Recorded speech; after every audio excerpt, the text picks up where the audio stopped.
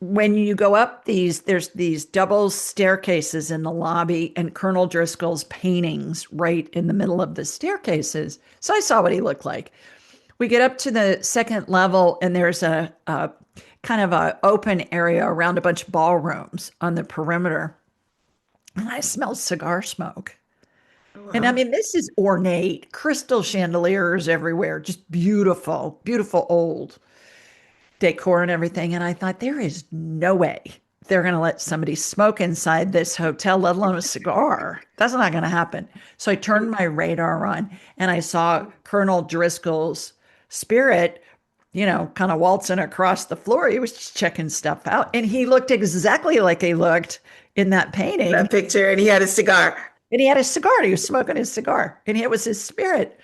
So the story goes on. We go around these other ballrooms, and we go in this one, and there are these amazing. There were eight of them, gold gilded mirrors, gold leaf mirrors. And at the top of every one of them was a cameo carved into the wood, the cameo of a woman. Mhm. And this little cute bellman said to me, "We think these came from Emperor Maximilian's palace in Mexico City, and we think the cameo is of his wife, Carlotta." And I'm hearing in my head, no, it's not. It's his girlfriend. It's his mistress, Jocinda. So the I'm Driscoll hearing was talking to you? the spirits were talking to me. And I said to him, "Have you ever heard of his mistress, Jocinda?" And he said, "No." And he's going on. And so I just called Carlotta and Jocinda's spirits in, and they showed up in their ball gowns. Oh There's, my gosh. their silk ball gowns with the hoop skirts and Oh, dripping in you are diamonds and jewels and kidding. the tiaras and the whole nine yards. And I said, who's the cameo? And Jocinda said, "It's me."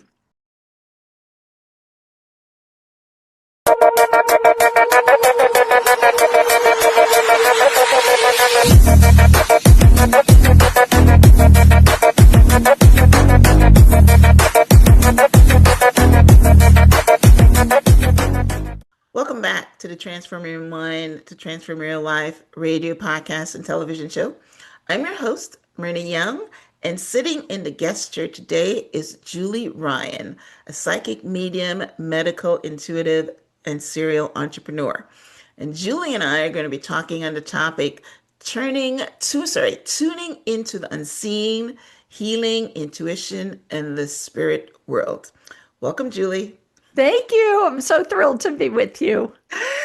I'm so thrilled to have this conversation. I love anything about, intuition in the spirit world and psychic and all that. So it's one of the topics that I have a huge curiosity on. All right. So as we get started, I want to ask you guys a question. Have you ever felt a quiet knowing inside you, a whisper that couldn't be explained by logic? A moment when something told you to pay attention and you didn't know why?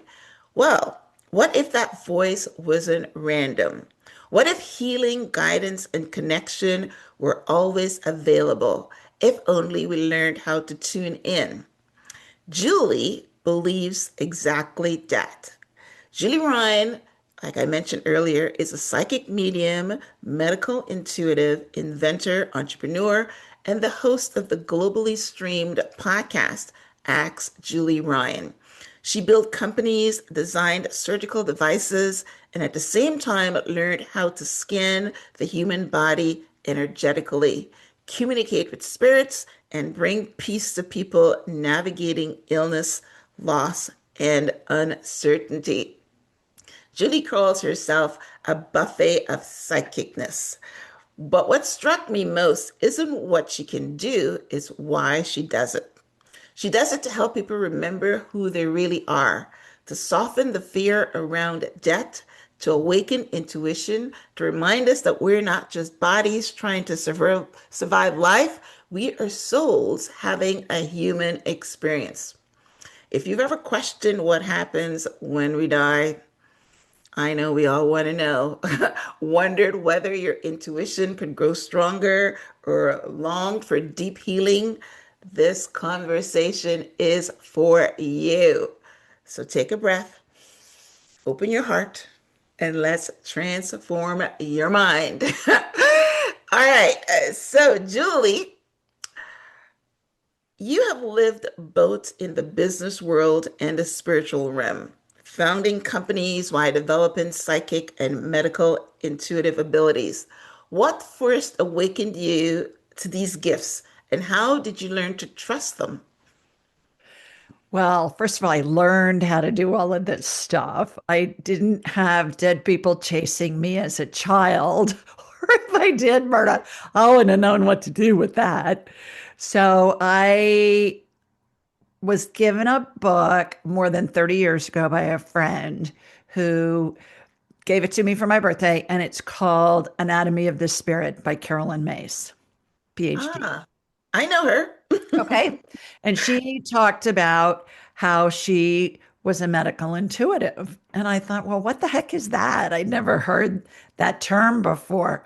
Excuse me. And I was at that time, for 30 years, I was in the hospital supply industry. I was inventing and manufacturing surgical devices and selling them globally. And so I was helping people heal, but through their medical providers, through their surgeons and their doctors. And I wanted to know more. And back then, we didn't have the internet yet. So I thought, should I go to the library or should I go to a bookstore? And I figured the bookstore might have more information about woo woo stuff. Woo, by the way, means source in Taoism, which I love. And I think the word woo woo is fun. So I use it a lot. So I went to this bookstore and I found a book called Hands of Light by Barbara Brennan that was written probably 50 years ago. And she was a former NASA physicist who parlayed very complex quantum physics principles into understandable language for the non scientific mind. That would be me. And she was talking about how to use energy to help facilitate healing. And again, I wanted to know more. I was being drawn in. I just had this insatiable curiosity about what is this and how does this work and how can I do it? And I called her school and I said, "Do you guys have anybody teaching this stuff in my area?" And lo and behold, one of her graduates had just opened a school. And so I studied with her for 6 years. Fast forward a little more than 30 years, I teach what took me 6 years to learn. Maybe I was a slow learner. I teach it in online self paced classes with practice groups. And then I also teach it live in a weekend, the whole buffet of psychicness, which Mm, means we can talk to your dead grandma. I can scan your cat. We can do medical, not diagnosis, but identifications and healings. I'm like a human MRI. I can see mm, inside people's bodies with their permission. I can see broken bones, torn ligaments, viral infections, bacterial infections, cancer in my mind's eye and then facilitate healings. We can do past life stuff. We can tell how close to death your loved one is. We can talk to any wow. spirit, whether it's attached to a body or not. We talk to any angel. I mean, you don't have to have known somebody when they were alive. I mean, who do you want to talk to? Elvis, Moses, Mother Teresa, it doesn't matter. And we just get in touch with them. So I teach people from all walks of life. And I think we've had 14 or 15 countries go through my training, people from all those countries. And the only prerequisite is you have to speak English. Yeah, because that's your major language. Now, wow, I'm very curious. So the first thing I want to circle back on is it's funny that you should say that you didn't have any dead people chasing you, but because the last psychic I spoke to, that's exactly was her experience. I mean, she said she would wake up and she would find all these people at the edge of her bed. So what I think you said, and I want to clarify, is that you weren't born with this ability. You learned it. Did I hear that right? Everybody's born with the ability, it's a matter of developing and enhancing it. Okay. Everybody has the capability. I didn't know it. I hadn't turned mine on because I didn't know anything about it. Okay. I went through 12 years Catholic school and raised Roman Catholic. So I knew about guardian angels and saints and the Holy Spirit and stuff like that, which I think the Catholics do a really good job of giving us a platform from which to launch. But many people have their abilities already turned on. All children are able to do it. And I have a million stories I can share with you about children, but for me personally, I have no memory of accessing anything like that as a child. Not until I was in my mid 30s and I started studying it. Okay, wow. Well, it's really interesting because, yeah, before we hit the record button, we were talking about whether I have anything to contribute if I were to come on your show. And where I went to in my mind was the fact that, yeah, I have spirit guides and I have intuition, and they guide me and they talk to me, and I know that I have a guardian angel and all that. So it's great that you say that that is a launching pad for, but I have never, like you mentioned in your intro, that you're a medical intuitive. You can look at someone's body and see, what disease. You can talk to spirits in the past. I can't do that. My my skill is just, hearing from my spirit guides or the Holy Spirit or whoever it is that's talking to me and guiding me. So what you're saying is that if someone were to come to your course, you teach them how to turn something that's natural on. Absolutely. And I can teach you how to do all of that stuff that I do Really? from the whole buffet of Wow. psychicness in a weekend. Absolutely. And Wow. so, and then I have self-paced online courses that are just communicating with spirit and what happens when somebody dies. Then I've got another one that's medical intuition, identifying medical things, and then also doing energetic healings. And then the whole buffet of psychicness I teach live twice a year, once online in the spring and once in person in Atlanta, Georgia. I always the weekend before Halloween. And people Yeah. from Well, all over that's a the perfect world. time. I know, exactly. But it's a matter of you're already experiencing some of the abilities that everybody has. It's like you can throw a football, but you're not going to be Tom Brady unless you throw it a lot and you Yeah. practice it. And you And that learn. and Right. that's really how it all works. In my classes, it's 10% technique, it's 90% transfer of energy from me to my students at a super high vibe. And then it's kind of like synchronizing a metronome. And you'll have some technique, but the key, the secret sauce is the practice groups. And there are multiple ones a week. That's amazing. I have never heard this before.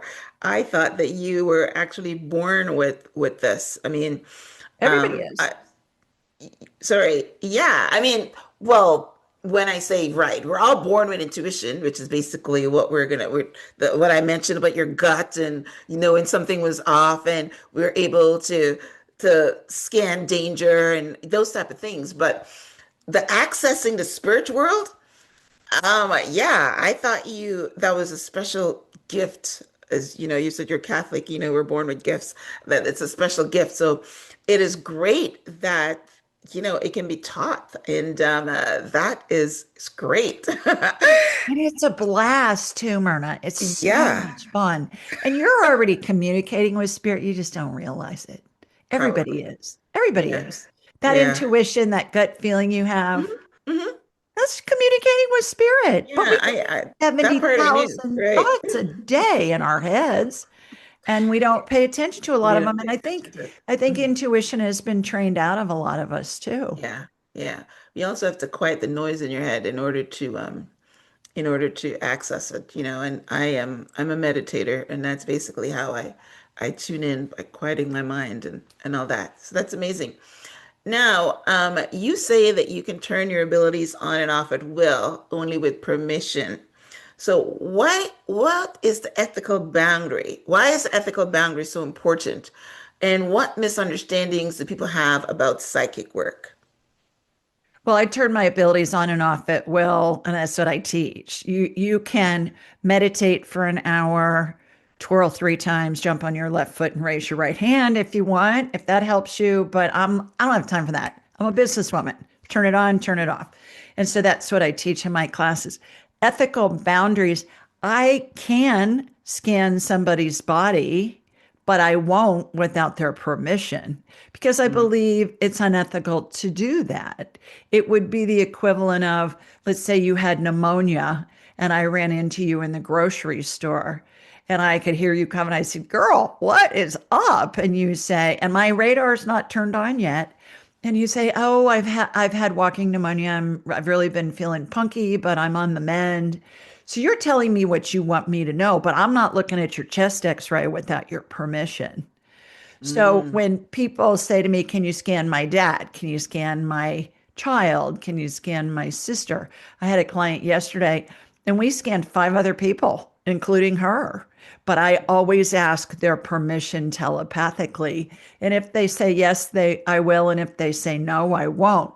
Now, it doesn't mean that all is lost because we can communicate with their spirit telepathically. And again, they're going to tell us what they want us to know, but I don't believe that I'm crossing the boundary of privacy in that situation. Hey, ladies, it's your girl, Myrna, so excited to be here. I'm so excited to share all my recent finds from Quince. These pieces are absolutely amazing. Today, I will be sharing with you my top 6 favorite finds from Quince. If you want to find these same pieces, head over to quince.com/shyam now and get free delivery and 365-day returns.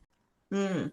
Now, one of the psychics I had on, as you were talking, I remembered the story where she said that she was at a party, and I guess she started seeing things with somebody or whatever.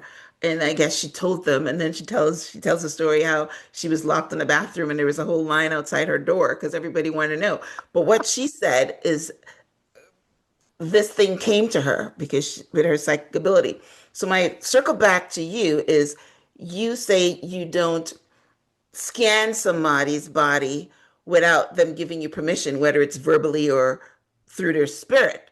Right. But as if you're in front of me, like we're talking right now, I don't know if you can do it over the airwaves, but if I'm in front of you, isn't your eye going to scan me whether you tell me or not? Are you not going to see it? How do you stop your body from scanning somebody automatically?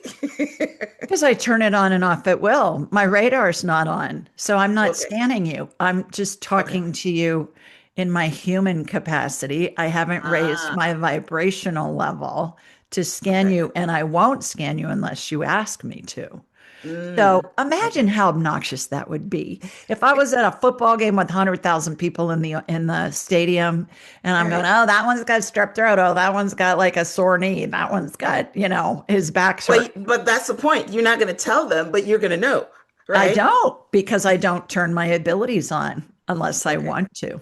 That's good. That's Now, good. there have been very few times where I'll be led to turn my abilities on. And I'd be happy to share one fun story with you if Yeah, you'd like. sure. Yes, I yes. was in Austin, Texas, and I was having lunch at the gosh, what's it called? There's an old antebellum hotel there. I'll think of it. It's like the Dillard or the something like that. Hmm. And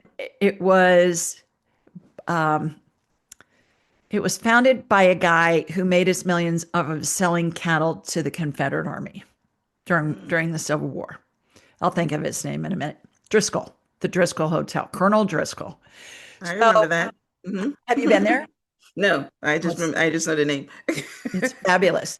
So, I'm having lunch there by myself and I'm reading in the menu the history of the hotel. And they say, well, they used to have in the late 1800s, they'd have visiting psychics and healers come to their spa. And I thought, ooh, cool. I want to hear more about that. So after lunch, I asked the concierge if somebody could give me a tour of the hotel. And she said, sure. So this cute little bellman came and was giving me a tour and he knew some stuff, but he didn't know a lot. So when you go up there's these double staircases in the lobby and Colonel Driscoll's paintings right in the middle of the staircases. So I saw what he looked like. We get up to the second level and there's a kind of a open area around a bunch of ballrooms on the perimeter. And I smell cigar smoke. Oh, And I wow. mean, this is ornate, crystal chandeliers everywhere, just beautiful, beautiful old decor and everything. And I thought, there is no way they're going to let somebody smoke inside this hotel, let alone a cigar. That's not going to happen. So I turned my radar on and I saw Colonel Driscoll's spirit, kind of waltzing across the floor. He was just checking stuff out. And he looked exactly like he looked in that painting. That picture, and he had a cigar. And he had a cigar. He was smoking his cigar. And it was his spirit.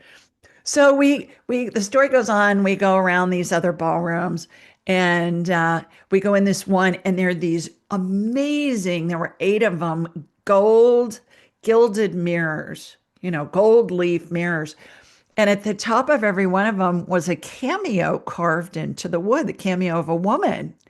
And this little cute bellman said to me, "We think these came from Emperor Maximilian's palace in Mexico City, and we think the cameo is of his wife, Carlotta."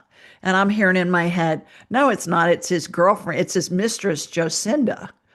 So the I'm Driscoll hearing was talking to you? the spirits were talking to me. And I said to him, "Have you ever heard of his mistress, Jocinda?" And he said, "No." And he's going on. And so I just called Carlotta and Jocinda's spirits in, and they showed up in their ball gowns. Oh my There's, gosh. their silk ball gowns with the hoop skirts and Oh, dripping in you're diamonds and jewels and kidding. the tiaras and the whole 9 yards. And I said, who's the cameo? And Jocinda said, "It's me." So fast forward later that afternoon, I went into a store. Some woman said something to me in the parking lot. I started talking to her. She said, "Welcome to Austin, blah, blah, blah, blah, blah. I'm part of the Historic Society." I said, "Oh, I just was at the Driscoll." She goes, "Well, it's haunted." I said, "Yeah, I saw spirits in there. I'm a psychic." And she said, "What'd you see?" And I told her. And she said, "I'm a book publisher." Now, think about the coincidence of all of this. It wasn't a coincidence. Wow. She goes, "I'm a Wow. book publisher. We just put a book about the Driscoll Hotel into the printing. It's going to go to press in 3 days. Would you consider writing an afterword?" And I was there on a business trip. And I said, "Sure." So I did on the way home in the plane the next day. And I got home and I looked up Emperor Maximilian, Carlotta, his wife, and Jocinda. And there's all this historic information about his mistress, Jocinda. Now, you Wow. know what? We can't make that stuff up. So No. it was published. My afterword was published in that book. So that's a long story that I was supposed to turn my radar on. And the prompt was the cigar smoke of Colonel Driscoll. So I could get that information. I mean, you think about that. And put it in the book. What's the chance of all of that happening? And it's going to press in 3 days? Well, a long time ago, I learned from Deepak Chopra about something that's called synchronicity, and Yeah, like nothing is a coincidence, ever. right? So you're very right. You were led even to go take lunch at that hotel. What Right. you can even take the story back. What made you decide to go Point. to that hotel for lunch? Good point. You Yeah. must have been prompted. Yes. Yeah. Yeah. A friend of mine here in Birmingham said, "Well, if you have time, go have lunch at this historic hotel. It's beautiful. You'll love it." I Yeah. never heard of it. Right. So And it's so, all, and that's how intuition and spirit talks to you. And that's basically what I tune into. I tune in for instructions like that. And I lay in bed in the morning and I'm tuning in for instructions because I will tell you that I've had some really great instructions that have, supercharged my life, for not a word for it. But so I wait for it. And then the other thing is that I've learned in my little, that if you get instruction and you don't use it, then you get less and less instruction. So when I get instructions, I use it. So the fact that your friend said you should go to that hotel for lunch, I think you'll like it, and you actually went. Some yeah. people would say, "Who wants to go to a hotel by myself? Whatever." You know what I mean? Yeah. And you just Well, brush it away. And yeah. look what became of that. And I was led to ask the concierge for a tour. Yeah. And then Right. she Because said, again, you saw the menu, right? yeah. And And you, she right, said to me, she exactly. goes, "Well, it's haunted." And I said, "Good. I'm a psychic. I'll let you know what I see." I come back and I had all these other things that I saw too when it was during my tour. But that one was really profound because it led to the afterword of this book being The book. published. Yeah. Yes.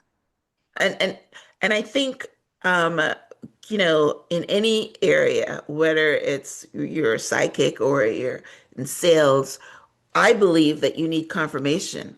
And when you see the spirits and you all that, you're confirming that you have this gift, you have this ability. So wow, that's pretty good. All right.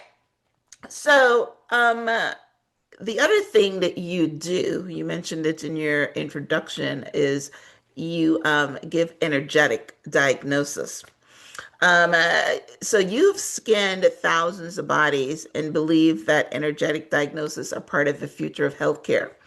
What are most people surprised to learn about how illness shows up energetically? Now, I have some information on this myself, and it's not part of the psychic world. I know that your body is all energy. And in fact, um, I had an interview maybe last month, and I was so blown away by what he said about energy and the cells and things like that. So I've actually he's got a format to help with energy in your body, and I've actually started using it. See, I learned from my guests, so I I do know too. about energy and illness and the chakras and the energy body and all that. So what can you tell us from your point of view, psychicness and medical intuitive, about energy and sickness? Well, there's always an emotional component in place before any kind of disease or illness manifests in the body, 100% of the time. And it's the most important part of healing because we can fix body parts all day long. But if you're leaking power because you got an energy breach in the energy filled membrane, which is the container, it's kind of like imagine a plastic bag that holds the energy that makes up the body and the spirit, as I perceive it. If you're leaking power, what's the point? It's kind of like your car's not running. You take it to the mechanic because you need a new radiator, or you get a new radiator and you go to pick it up, but it's got a dead battery. Well, the new radiator's not going to help you much if you've got a dead battery and you can't get your car started, right? Same concept. So that's been interesting. Everything can be healed. Everything is energy. Nobody ever heals anybody else, ever. No doctor, no medical provider, no shaman, no healer like me. We all heal ourselves. We help you heal yourself. The work that I do, the work that Eastern medicine, Western medicine, homeopathic medicine, what we do is all part of the healing equation to help somebody heal themselves. And as an example of that, Myrna, think about if you had a big cut on your leg and you went to the emergency room. Well, the doctor's going to stitch it up for you, but the doctor doesn't make your skin grow back. You make your own skin grow back. And so I believe that energy medicine is becoming more and more accepted. As I mentioned, I had foot surgery about 6 weeks ago, and my surgeon was all about the healing different modalities that I was using pre op, in op, and post op. And he wanted the websites of the research that showed the efficacy of how it will help me heal in half the time and use half the pain meds and half the anesthesia would be needed. And Wow. and also he wanted links. And how I found out about this stuff was these were all guests on my Ask Julie Ryan show. And so I Mm. sent him copies, I sent him the links to the interviews. He was really interested. And there were statements that I asked the anesthesiologist to read as he was putting me under anesthesia. It was about an hour and a half surgery. And then there were 5 statements for him to read as I was coming out of anesthesia, as they were waking me up. And it was Mhm. really cute because not only the surgeon, but everybody that had taken care of me, the nurse anesthetists that were in there, the nurse that was in there taking care of me during the surgery, they all came in to recovery. And the recovery nurse, I probably have 5 people say, they all want you to know that they read all that stuff you wanted them to read. And they were all really interested in it and they all wanted my Wow. business card. So the zeitgeist is changing. People know that there's research being done that's showing how effective this is in healing. And they're starting to pay attention. And quite frankly, I think a lot of that has to do with the old guard. A lot of them are dying off, the ones that Mm, wouldn't even listen. mm, And the newer, right. the younger people are much more willing to listen. Yeah, well, it's very interesting. But I knew about energy as far as positive energy, and I keep myself in a positive energy space because I'm really talking about manifestation. And then, of course, we know that uh, if you have negative thoughts, then it transforms into, negative energy, and your chakras are blocked and disease forms. But I never heard the concept about leaking energy Mm. until this guy that I was talking about, right? He talked about your cells are leaking energy, and so it's very interesting that you say that. Now he had a formula to energize your cells, right? But what you're saying is that emotion. So can you explain the emotion part? When I hear emotion, I'm thinking of anger, gratitude. So how does emotion heal us or not heal us? Well, let me back up a couple steps first. As I Okay. perceive the human body, we're spirits attached to a body having a human experience. We've all heard that a bazillion Right. times. Right. I was taught in Catholic school that the spirit or the soul is someplace in the chest area. That's Right. not what I perceive. What I perceive is the spirit's the main part of us and the body's inside Right. the spirit. Yes. So I've you heard that. think of the old masters' paintings where there's a halo around Jesus or a saint or Buddha or somebody holy. And we say, oh, they're a holy person. Well, guess what? We all have Well, halos. I mean, right. That's our energy field. It's our aura. It's all the Right. same. So that is contained. The energy that makes up our body and our spirit is contained in what I call the energy field membrane. Reminds me of really thin, stretchy saran wrap, the kind that you'd get on a tray of chicken breasts from the grocery store. So envision this just as an example, as an analogy. You go to the pet store to buy a goldfish, and they're going to put it in a plastic bag of water in order for you to get it home. So Mm-hmm. our body represents the The fish, right? Our goldfish. fish Right. represents the body. The water represents our spirit because the body's inside the spirit. And the plastic bag's the energy filled membrane. If Mm. there's a pinhole in that plastic bag, Myrna, for a long time, that fish is going to be fine. However, when enough water drains out, that fish is going to be in trouble. And that's what happens to the human body. How do we get leaks in the energy field membrane? They're caused by an emotional event, either in this life or a past life. I'm not looking for the most dramatic or traumatic thing that's happened to you. I'm looking for where did it begin? Mm. Because, like psychologists and therapists will say to their clients, now, Myrna, we're going to talk about your life, and it's going to be like peeling an onion a layer at a time. I want to get the onion out by the root. One fell swoop, boom, get it out. Let's heal this. Let's move on. Mhm. So, that emotional event can be something simple like somebody called you a poopy face when you were little and it hurt your feelings. And we look at that as adults and we think, well, that was no big deal. But it was a big deal to your 3-year-old little self at the time. Or it can be Mhm. something dramatic. It Mhm. doesn't matter what it was. My favorite dramatic story happened to a client who lives on Guernsey, one of the northern British Isles. And I saw this scene. I'll go into that terror hole and I'll be shown a scene. I'll be given information. What's the year? Where did it happen? What's going on? And I saw this Mhm. scene of her, Myrna, of like a preteen, and there was this big explosion behind her. And I said, Mhm. does that mean anything to you? And she said, yeah, I was a victim of an IRA bombing when I was 12. I still have shrapnel in my thigh. I thought, okay, that's a dramatic thing. She said, I was in the hospital for 3 months. That caused an energy block. Looks like a little kernel of popcorn to me. And then other life events, emotional energy piles on top of it till it causes enough pressure, causes a blowout.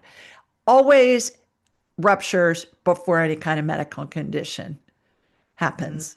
Always, always, always. So we identify what was the event that caused this energy block. And we always get an answer. If it's past life, we'll get where it was, when it was, what was going on. We'll correlate it with what's happening in their current life. There's always a connection. As soon as we illuminate it, it eradicates it. Energy filled membrane heals. Body goes back to working on full power, helps the body regain and maintain health. I have never seen one rupture, and I've done this tens of thousands of times over the years. I've never seen one rupture. I'm not saying it can't, but I've just never seen it, when I go back in and scan somebody. So it's really Well, fascinating. I'm glad I asked the question because I'm sitting here when you're talking about emotion, I'm thinking, okay, I got angry and I'm leaking. Or, I forgot to be grateful and I'm leaking. So, but you're talking about, yes, you're talking about It's big fixed. energy stuff, right? You're It's not talking about fixed. emotion, right? Okay. Yeah, it's Yes, emotional. Yeah, it can be something benign. It can, and right. the most interesting thing about this, Myrna, is that when it's this lifetime, and I'll say to somebody, okay, it's 1977. They know. 99% of them know instantly. Okay, we moved. I had to go to a new school. I was entering the fifth grade. It was awful. There were mean girls there, Yeah. or my parents got divorced, or my grandfather died, or, I got my heart broken by my first boyfriend. They know. And Mhm. past lives are so much fun because we'll get where it was, when it was, and what happened. And then they'll bring a semblance of that script forward through multiple lifetimes. And oftentimes we'll get information that we can validate with historic documentation online. And again, I always say, you can't make this stuff up. Yeah, yeah, yeah. Well, that's a good segue into the conversation about debt. So you have, of course, you've been able to go into people's past lives. You're seeing spirits, coming forward and talking to you and all that. So, I mean, in your world, we never die because spirits are, I believe that too, that we never die. We just transition. So you teach 12 phases of transition, a peaceful and expansive way of debt. So can you talk about that? Yeah. What are these phases of transition, and Mhm. how has understanding this changed the way you personally live, love, and face fear? Well, it's changed it because we all go to heaven. There was a movie out in the 1980s called All Dogs Go to Heaven. Well, all people go to heaven too. Even the most awful Really? people you can think of. You're They were telling me there's no playing, hell? they I were thought you were no hell, Catholic. no hell. No hell. And I got popes, dead popes going, the story, so you need to teach the world. I'll tell you that story in a minute. But Okay. the most awful person you can think of, most people, our generation would go, Hitler. Hitler's Yeah. burning in hell for eternity. That was a role Hitler played in that lifetime. Mm. All spirits are pure love. That's a big Mm. concept to wrap our heads around because we've been so inundated Wow. with heaven and hell. My priest at my parish one time from the pulpit said, wouldn't it be nice if somebody really could tell us when we die, if we fly or we fry? I said, I'm stealing that line. He goes, go ahead. So what happens is we're all surrounded by angels. We're all surrounded by the spirits of deceased loved ones and pets as we're transitioning. And they're all waiting for us when we get beyond the pearly gates. And I can describe that to you. The important thing to remember with this is there's university-based research that shows that 90% of people see the spirits of deceased loved ones and pets as they're transitioning. Mm. 90%. So when we think So when you grandma's say transitioning, they're not dead yet. dying, They're on the they're way. dying, when they're Okay. dying. Okay. And Right. we think, oh, grandma's hallucinating because she's on morphine from the hospice people, because she's talking to her dead mother who's been dead for 80 years. No, grandma really can see her dead mother's spirit Mm. and she's able to communicate with them. Hmm. So, how this all came about was my own mother was dying unexpectedly in 2002. And I had been studying woo woo for about 10 years at that point. I'd never been around anybody at the end of their life before.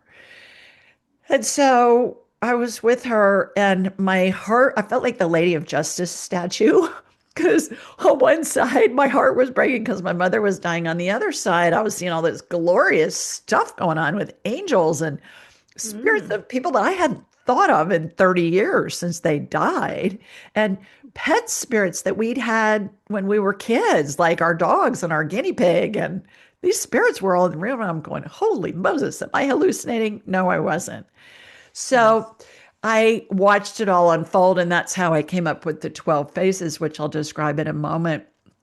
And since that time, I'd seen many other ones.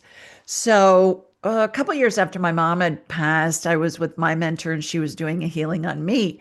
And when I'm having a healing done, my deceased loved ones line the side of the table and they're all Mm. participating in the healing. Even my little dog, Katie, who's on her back hind legs, her little paws are up on the table, her spirit. And so one day, Myrna, this spirit of this dead Pope walked in and he had his Pope hat on and his shepherd's rod. And I said, well, hello, who are you? And he said, I'm Clement. And I said, oh, great. I'm so sorry. I've never heard of a Pope Clement. And he laughed and he said, well, I was number 6. I said, okay, great. How may I help you? And he said, you're supposed to teach the world what happens when somebody dies because Mm. it's been so bastardized and everybody's so afraid and there's nothing to be afraid of. And you know it because I can see it. And Mm. I said, thank you so much for Mm. that vote of confidence. But you see, I'm a businesswoman. And if I do that, people will think I'm nuts. So I'm really not interested. But thanks for stopping by. And he goes, yeah, yeah, yeah, yeah. Just everything you've done in your business life has prepared you for this. You just need to get on with it because people are too Mm. afraid and it's ridiculous. And you know it. Mhm. I said, okay, fine. So he leaves.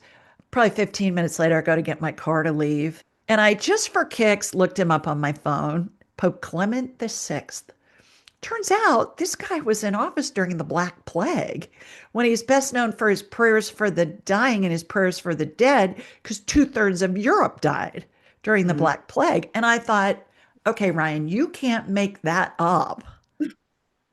And so he prodded me for a few years. I'm like, I'm not doing it. I'm not, Oh, you mean he came back? oh, he's around all the time. No, I'm not doing it. No, it's gonna hurt my businesses. No, I'm not doing it. Mm. So I already mentioned the priest from the pulpit one Sunday says, wouldn't it be nice if somebody could tell us? And I'm between my husband and my son, and I'm getting elbowed, and I'm going, God, really? From the pulpit, you're giving me this grief about telling, teaching people this. And then the final straw was I said, okay, well, I'll write a book. I'll put up a website. So we put up askjulieryan.com. I Mm. thought something's going to happen and it's going to blow back on me. So I was giving at that Austin trip, I was giving a talk at a conference down there of a bunch of C-suite executives, primarily men. So I gave my talk, the end of my talk, business talk, this guy comes up with his iPad open to askjulieryan.com. And he said, is this you? Well, there's a big picture of me on the front page. And I said, I'm in my head, I'm going, oh. And I said, why, yes, it is. And I had a smile on my face. And he said, can we sit together at lunch? I want to know more about this. And I smiled and I said, sure, that'd be great. And in my head, I'm thinking, great, I'll get pummeled for an hour about this at lunch. Long story short, I sat at a table of 8 at lunch, 7 Mhm. men and me. All they wanted to talk about was woo woo and spirituality. They didn't want to talk about the conference. They didn't want to talk about business. They didn't want to talk about what I covered in my talk. And I So said, okay, did your website say you're a psychic? yeah, psychic and Okay. All psychic right. medium. Yeah, Okay. and medical intuitive and medium. Okay. All Yeah, right. Okay. Hmm. yeah. So that was the final validation that I needed to say, okay, God, I'm going to come out of the closet big time on this. And whatever happens is going to happen. And the rest is history. Here we are. God never sends you down the wrong path. You should know that. Yeah. If it's Yeah, really but God, then it's going to work out. but that was a big leap, you know, to go from, Yeah. being Yeah. right, being a serial entrepreneur who's founded 9 companies in 5 industries to, okay, now I'm a psychic medium and medical intuitive.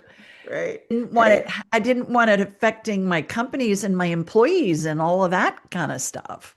right, So, right, right. Okay, so let's get into the what happens when we die. So okay, walk us so through the that. spirit and the body start to separate. The spirit hangs on to the top of the head, looks like a cartoon speech bubble. And the first spirit to show up is always the maternal spirit, the person, the woman who raised them, whether that be the birth mother, the adopted mother, the grandmother, the whoever. It's the woman that raised them. Let's say, for conversation's sake, our patient is in a bed, right? So the mother's spirit shows in up first, the paternal spirit shows up next. If I was dying, my dad's deceased, my dad's spirit was there. If my dad was still alive, it would be my maternal grandfather. It's always on the maternal line, which was interesting. Because there are a lot of cultures where somebody's not considered like a Jew unless the birth mother is a Jew, right? And there's Mhm. cultures where it's that maternal line that's creating, to your point earlier when you were starting the show. So then it's the maternal spirit that runs the show from the spirit world. She brings in the angels, she brings in the other deceased loved ones and pets. And these angels, Myrna, looked to me like I was taught they look big wings, white gown, rope belt, bare feet. Is that what Hmm. angels really look like? That's what they look like to me. But somebody that's growing up in an indigenous culture in the middle of the Amazon may see angel energy as just a blob of purple fog. Spirits are Mm. always going to show up in a way that we can recognize who they are based on Okay. our own human frame of reference. And Hmm. then the angels show up, and then all these spirits show up, and it's lots of deceased loved ones. It's people from all lifetimes of the person who's dying, like Wow. Renaissance dressed people, cavemen dressed people, 1960s go-go boots and mini skirts dressed people. It's really interesting. And I'll be able to describe what some of these people look like, and the family with whom I'm working will say, "Oh, well, yeah, that's Grandma Molly, and that's, whoever." I was working with a woman a couple of days ago whose husband is dying, and I think he was in like phase 7 or 8. And I said, okay, there are dogs and cats in the room, but there are giraffes and elephants and zebras. And I said, I've never seen, Did he and come from Africa? well, I saw the giraffes first because they were so tall. And she said, well, that makes total sense because he worked for the Peace Corps for 10 years in Africa. Mm. And Yes, exactly. he Yeah, he was had to have been in surrounded by Africa, them. right? Yeah, yeah. Mm. So there's that. And then as the person's getting closer to death, that circle of angels that's anchored at the feet by the parental spirit starts to open into a horseshoe and is eventually a straight line across the foot of the bed. Couple of nuances. Number one, about phase 6, spirit bubble is still attached to the top of the head. There are 2 additional angels that show up on either side of the spirit bubble. And about phase 9, between 9 and 10, Myrna, their wings start to move. When I first saw this with my mother, I thought, this is going to be interesting. I have no clue what's going to happen next, but I know they're playing a role. And it reminded me of a giant owl. Slow, rhythmic movement, Mm. silent, Mm. just this slow. It was very graceful. I have goosebumps telling you about it. And Mm. what happened over time was their movement created a vortex above my Mm. mother's head. And it felt like being in a car wash when they turn the dryer on at the end and it's sucking all the Hmm. water off your car. Hmm. Hmm. And that is exactly how my mother's spirit separated from her Separated and went body. up in the vortex. Wow. And Hmm. then those angels escorted her to heaven. So when I was writing Angelic Attendants, my book about all of this, which will give you a free copy, stay tuned and we'll tell you how you can get a free copy, everybody listening and watching. I just did an internet search on owl wings vortex. What I found out was there's this aeronautical engineering phenomenon called the wingtip vortex, which is how the air goes over and under wings and it causes a vortex that causes lift. Every jet, every plane, every bird, every bug, everything that flies has lift from this wingtip vortex. And I thought, good heavens, these angels' wings are doing this. I can see it, I can feel it, I can hear it. And it's causing my mother's spirit to lift up through this vortex. Hmm. Furthermore, after my mother's funeral, there's a prayer said at the end of every Catholic funeral called In Paradisum. And it talks about how the angels and your loved ones will greet you and lead you into paradise. And I thought, Mm. all right, that's what I saw happen with my mother 3 days ago. So when I was writing Angelic Attendance again, I just researched that and I wanted to find out where did that originate. And what I learned was it began as a 5th century Gregorian chant. So I have to believe that maybe it took till the 5th century till somebody was well educated enough that they could read and write.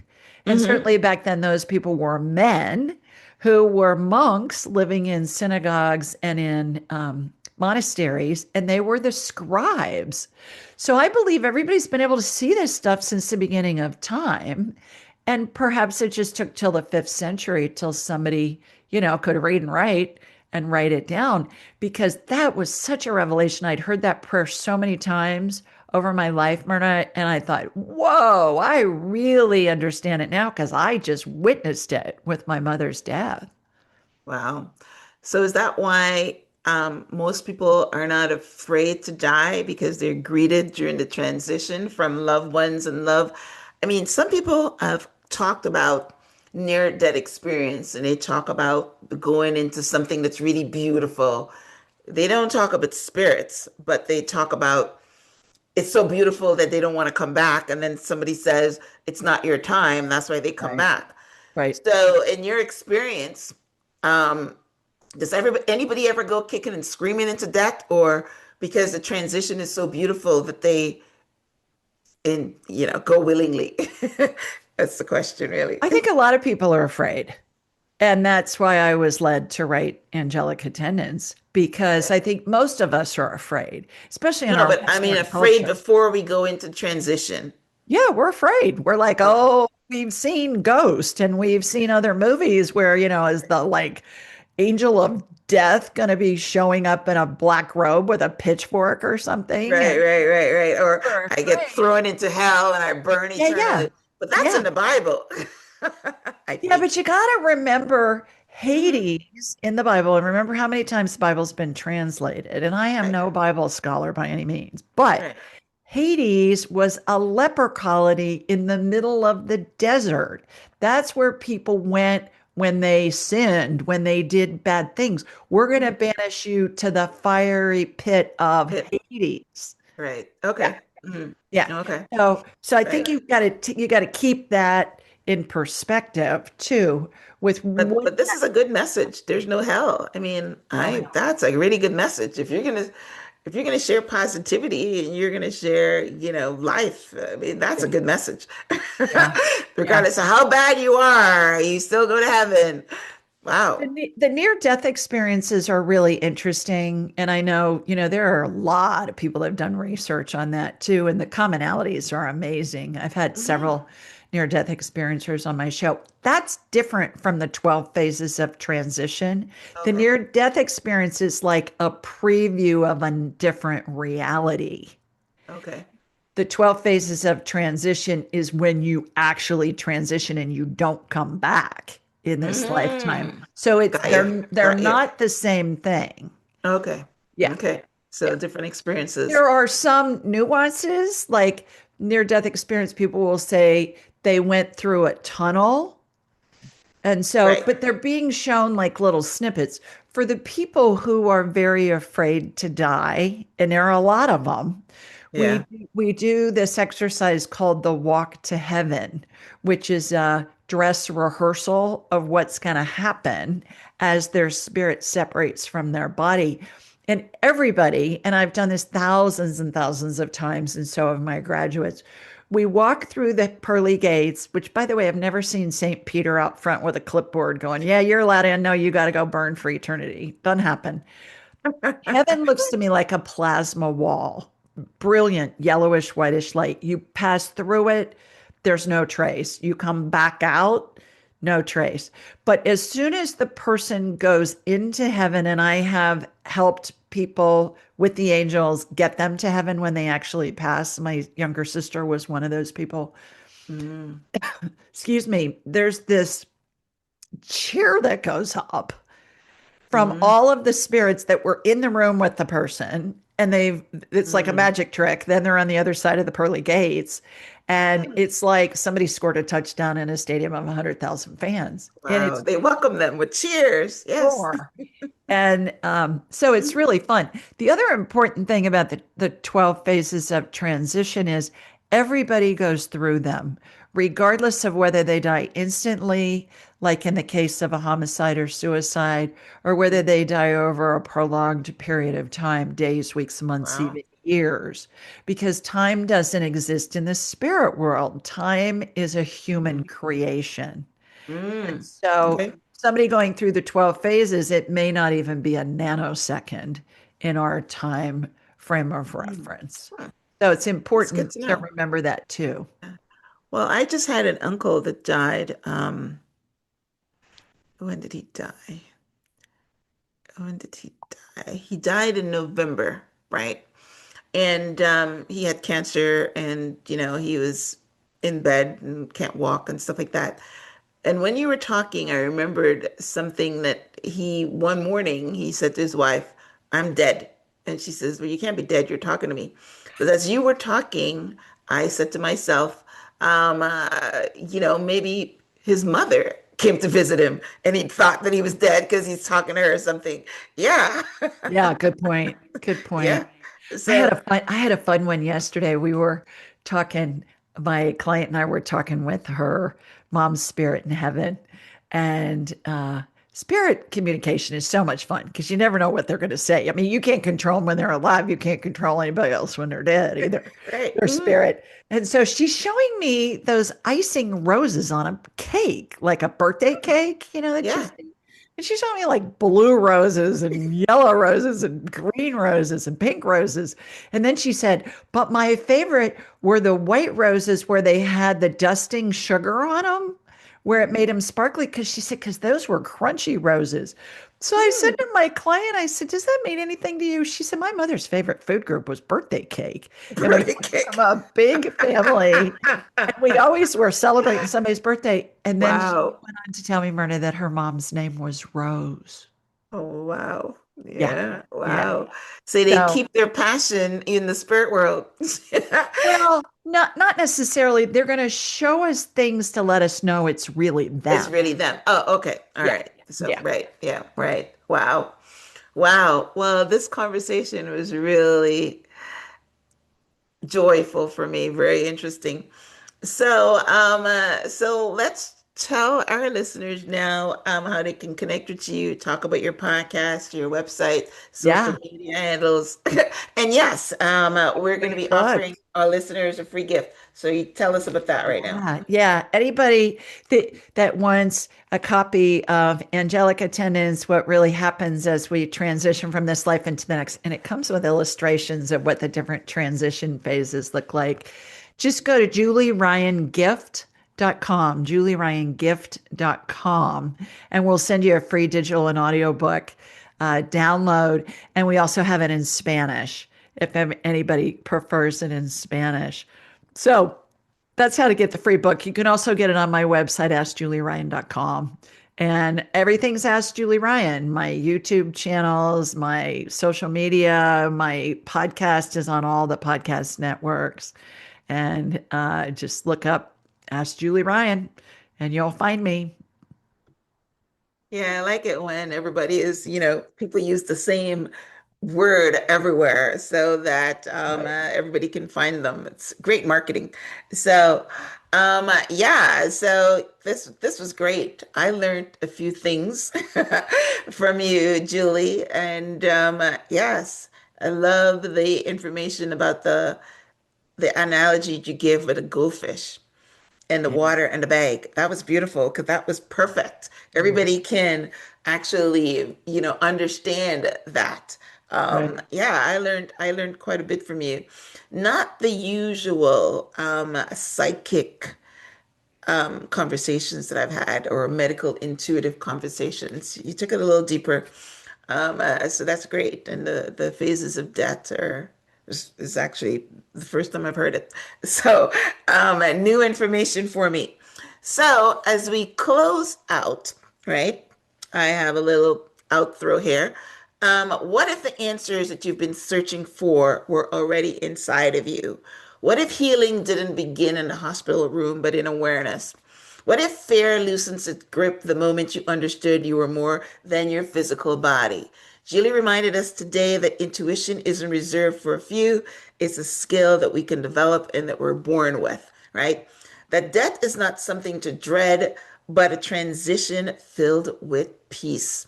Your loved ones are there welcoming you, and there's a cheer when you get there. That love, guidance, and connection exist on both sides of this life. And maybe, just maybe, the greatest transformation happens when we stop trying to control everything and start listening to our guides, to our intuition. And if this episode stirred something in you, sit with it, journal about it, pay attention to the nudges. And remember, growth doesn't always arrive loudly. Sometimes it comes in a whisper. So I want to thank you for spending this time with me and Julie on the Transform Your Mind radio podcast and television show. And if this conversation blessed you, please share it with someone who needs hope today. And be sure to check the show notes to connect with Julie and receive her free gift. I will have it both on the show notes on the podcast and on my website, which is myhelps.us. Go there and you'll get the link. So until next time, stay open, stay curious, and keep transforming your mind. My mind was blown today. My mind was transformed today. I think my biggest takeaway is that there's no hell. So, I love that there's no hell. You don't burn in eternity. Everybody goes to heaven. So, Julie, any last words before we? Just a delight to get to have this conversation with you today, and I look forward to having you on my show, my Ask Julie Ryan show, and we'll just continue the conversation and have a ball over there too. I know. Like I've got to bring it. I've got to deep into my my all the things that I've learned through intuition. And yeah, I know I've got a spiritual base, so I can lend to the conversation. So yeah, so thank you for the invite. Thank you so much for being on the show, Julie. Thank you guys for watching. I hope you learned as much as me today. And definitely pick up a copy of Julie's book and listen to her show if this is a space that you want to learn more of. And if there's one thing that you want to take away is that everything can be learned. You don't have to be born with it. You can learn it and heal yourself. So thanks for tuning in. Thanks for being on the show, Julie. Until next time, namaste. Mwah. Bye, everybody.